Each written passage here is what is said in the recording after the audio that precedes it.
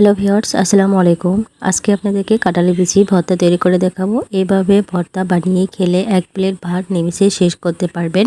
আর তৈরি করাও কিন্তু খুবই সহজ, খেতে খুবই মজার হয়। ভর্তা তৈরি করার জন্য এখানে আমি কাঁঠালের বিচি নিয়েছি, আর কাঁঠালের বিচির ওপরে যে খোসা আছে সেটা আমি ফেলে দিয়েছি।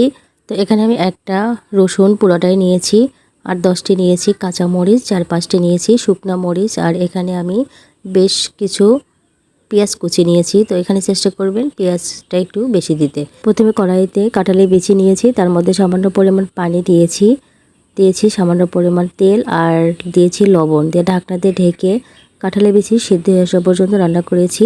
তো 10 মিনিটের মতো সময় লেগেছে কাঁঠালের বিচিগুলো সিদ্ধ হতে। তো আপনাদেরকে দেখিয়ে দিচ্ছি, দেখুন কাঁঠালের বিচি কিন্তু একদম সিদ্ধ হয়ে গিয়েছে। আর আপনারা চাইলে কিন্তু কাঁঠালের বিচির সাদা যে শক্ত খোসা আছে সেটা সহ যদি কড়াইতে এভাবে টেলে নিয়ে ভর্তা তৈরি করেন, সেটা খেতেও কিন্তু খুবই মজার হয়। তো আজকে আমি এভাবে তৈরি করেছি, এই ভর্তাটি খেতেও কিন্তু খুবই মজার হয়। তো এখন কাঁঠালের বিচিগুলো আমি কড়াই থেকে উঠিয়ে নিয়ে একপাশে রেখে দিচ্ছি, আর এখানে আমি শুকনো মরিচগুলো ভেজে নিব। তো শুকনো মরিচগুলো ভাজা হয়ে গিয়েছে, শুকনো মরিচগুলো আমি উঠিয়ে নিচ্ছি।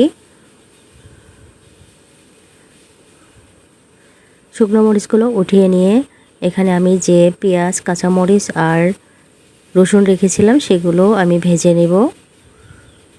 খুব বেশি কড়া করে ভেজে নেওয়ার প্রয়োজন নেই, শুধু পেঁয়াজটা সিদ্ধ হয়ে আসলে আর সুন্দর একটা যখন দেখবেন কালার চলে এসেছে, এই পর্যায়ে আমি চুলা থেকে নামিয়ে রেখে দিচ্ছি। আর এখানে আমি যে কাঁঠালের বিচিগুলো সিদ্ধ করেছিলাম সেই কাঁঠালের বিচিগুলো আমি শিলপাটায় বেটে নিব। আপনারা চাইলে কিন্তু এই কাঁঠালের বিচিগুলো ব্লেন্ডারে ব্লেন্ড করে নিতেও পারেন, তবে আমার কাছে শিলপাটায় বেটে ভর্তাগুলো খেতে বেশি মজার হয়।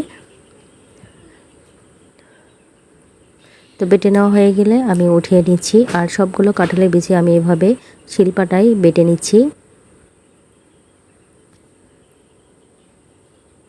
এখন আমি ভর্তা তৈরি করব, এই জন্য প্রথমে আমি মরিচের মধ্যে সামান্য পরিমাণ লবণ দিয়ে শুকনো মরিচগুলো ভেঙে নিচ্ছি।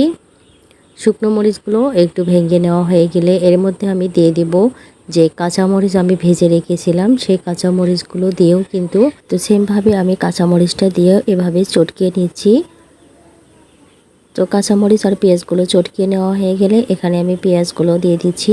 পেঁয়াজটা দেওয়া হয়ে গেলে এখানে যে রসুনের কোয়া আছে সেই রসুনের কোয়াগুলো আমি হাত দিয়ে একটু চটকিয়ে নিই। রসুনগুলো চটকিয়ে নেওয়া হয়ে গেলে ভালো করে মাখিয়ে নিয়েছি। তো পেঁয়াজটাকে ভালো করে মাখিয়ে নিতে হবে। মাখিয়ে নেওয়া হয়ে গেলে যে কাঁঠালের বিচি আমি শিলপাটা বেটেছিলাম সেই কাঁঠালের বিচিগুলো দিয়ে এইভাবে হাত দিয়ে ভালো করে চটকিয়ে নিতে হবে। আর এখানে আমি কিছুটা পরিমাণ সরিষার তেল দিয়ে দিলাম।